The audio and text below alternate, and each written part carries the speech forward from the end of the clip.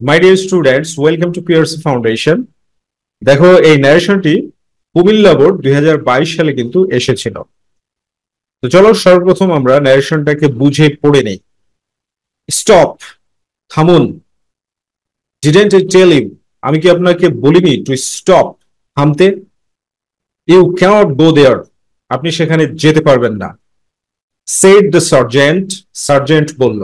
Sergeant বলতে এখানে একজন অফিসার, যারা ওই যে রোডে আর হাইওয়ে পুলিশ, তাদের কথা বলা হচ্ছে। সার্জেন্ট বলল, এরপর বলছে ও ভেরি ওয়েল, আচ্ছা খুব ভালো।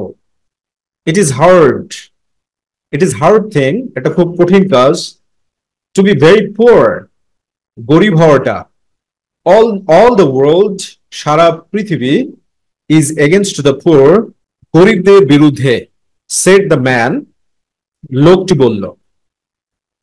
সো ক্লিয়ারলি আমরা বুঝতে পারছি একজন পুলিশ অফিসার এবং একজন মানুষের মধ্যে কথোপকথন হচ্ছে, রাইট? তো আমরা, মাই ডিয়ার স্টুডেন্টস, সবসময় মনে রাখবে যে ন্যারেশন করতে হলে মূলত 4 জায়গায় পরিবর্তন করতে হয়। যেমন ফার্স্ট পরিবর্তন হয় হচ্ছে রিপোর্টিং ভার্বের জায়গাতে। সেকেন্ড পরিবর্তন হয় হচ্ছে ইনভার্টেড ইনভার্টেড কমা এর জায়গাতে। থার্ড পরিবর্তন হচ্ছে পারসনের জায়গাতে। আর ফোর্থ পরিবর্তন ভার্ব বা মেইন ভার্বের জায়গাতে। মূলত এই 4 জায়গাতেই পরিবর্তনটা হয়ে থাকে, রাইট? তো আরো কিছু পরিবর্তন হয়, but basically reporting verb, inverted comma, person, verb বা মেইন ভার্ব।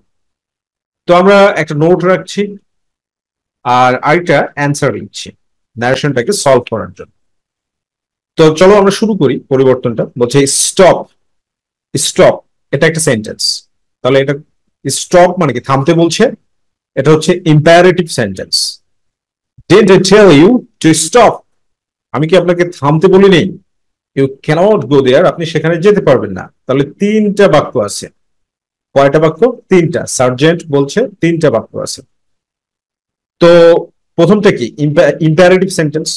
তো ইম্পারেটিভ সেন্টেন্স দ্বারা স্টপ দ্বারা কি মানে আদেশ বোঝাচ্ছে, রাইট? আদেশ, আদেশ বা নিষেধ এরকম যদি বোঝানো হয়, আদেশ বা যদি নিষেধ বোঝানো হয়, তাহলে কি হয়? তাহলে যেটা হয় হচ্ছে ইম্পারেটিভ সেন্টেন্সে রিপোর্টিং ভার্ব হয়ে যায় কমান্ড অর্ডার। আদেশ বুঝালে কমান্ড অথবা অর্ডার হয়ে যায়।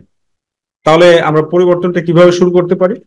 The sergeant, the sergeant, the sergeant order, ordered the man.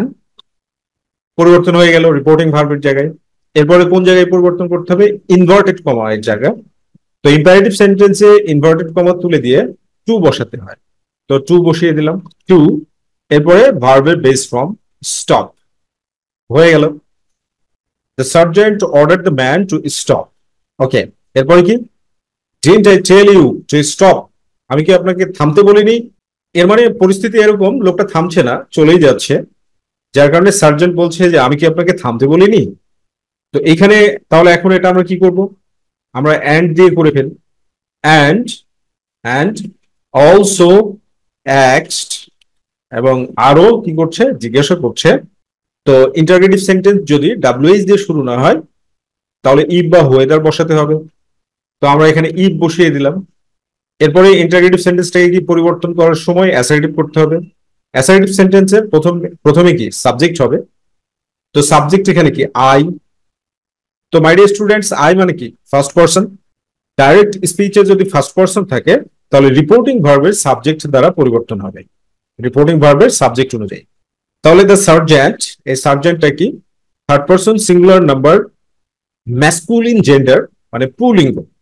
Third person singular number masculine জেন্ডারের পার্সোনাল প্রোনাউন হচ্ছে হি, তারপর হচ্ছে হিম, আর তারপর হচ্ছে হিজ, অর্থাৎ পজিটিভ কেস। হি হচ্ছে সাবজেক্টিভ ফর্ম, হিম হচ্ছে অবজেক্টিভ ফর্ম, আর হিজ হচ্ছে পজিটিভ ফর্ম। পজিটিভ ফর্ম কি? হিজ। তাহলে আই হবে, তাহলে আই অনুযায়ী কি? হি। তাহলে ইফ হি। এরপরে কি দেখো, ডিড নট আছে। তাহলে ডিড নট মানে পাস্ট ফর্মে আছে, পাস্ট ইনডিফিনিট টেন্সে আছে। তো পাস্ট ইনডিফিনিট মানে হচ্ছে ডিডেন্ট যদি থাকে তাহলে হ্যাড নট হবে। ডিডেন্ট থাকলে কি হবে? Had not. তাহলে হ্যাড নট, এরপরে কি হ্যাড এর পরে মেইন ভার্বের সবসময় কি হয়? V3 মানে পাস্ট পার্টিসিপল হয়। তাহলে টেল, তাহলে টোল্ড, টেলটা কি হয়ে যাবে? টোল্ড। এবার ইউ আছে, you my dear students, second person. তো সেকেন্ড পারসন যদি থাকে তাহলে রিপোর্টিং ভার্বের অবজেক্ট অর্থাৎ দ্য ম্যান অনুযায়ী পরিবর্তনটা হবে। তাহলে ম্যান অনুযায়ী পরিবর্তন হলে কি হবে? ইউ।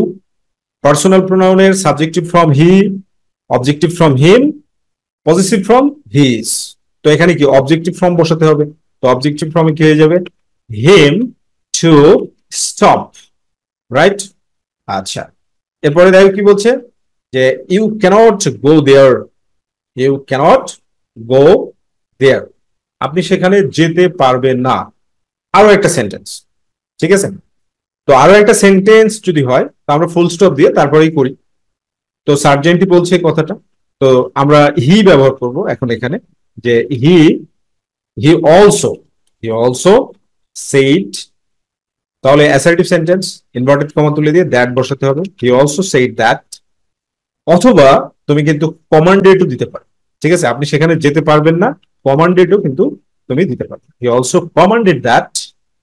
তারপরে ইউ আছে, ইউ মানে সেকেন্ড পারসন, সেকেন্ড পারসন মানে অবজেক্ট অনুযায়ী পরিবর্তন হবে। তাহলে সার্জেন্ট বলছে দ্য ম্যান, তাহলে হি হয়ে গেল হি। ক্যানটটা তাহলে কি হয়ে যাবে? ক্যানটটা হয়ে যাবে হচ্ছে কুড নট, তারপরে গো দেয়ার, সে সেখানে যেতে পারবে না। ওকে ফাইন, দেখো প্রথম অংশটা শেষ। এবার দ্বিতীয় অংশ বলছে কি? Oh very well, it is hard thing to be very poor. তো এই ও ভেরি ওয়েল, এটা এটা আসলে কি একটা ফ্রাস্ট্রেশন প্রকাশ করছে, তাই না? ভেরি ওয়েল এটা কি ফ্রাস্ট্রেশন প্রকাশ করছে না? ফ্রাস্ট্রেশন।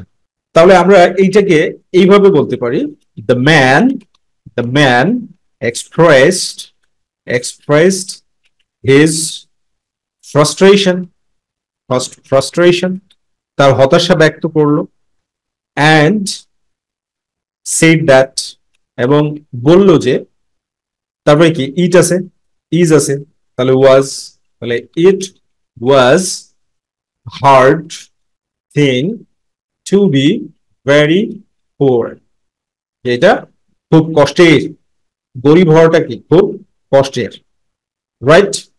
এরপরে দেখো, এরপরে কি আছে? All the world is against the poor. তো আমরা এরপরে কি অ্যাসার্টেড করে দিতে পারি বা অ্যাডেড করে দিতে পারি, রাইট? অ্যান্ড দ্বারা। তো অ্যান্ড দ্বারা করবো না, একটু ভেঙেই করি। He added that, he added that all the world, all the world is আছে, তাহলে ইজ থাকলে কি ওয়াজ against the poor, against, against the poor হয়ে গেল। So this is the method, my dear student. You have to solve narration with proper understanding. একেবারে সঠিকভাবে বুঝে বুঝে করতে হবে, একেবারে জটিল কিছু না। তোমাকে বুঝে বুঝে করলেই তোমার কাছে সহজ হয়ে যাবে।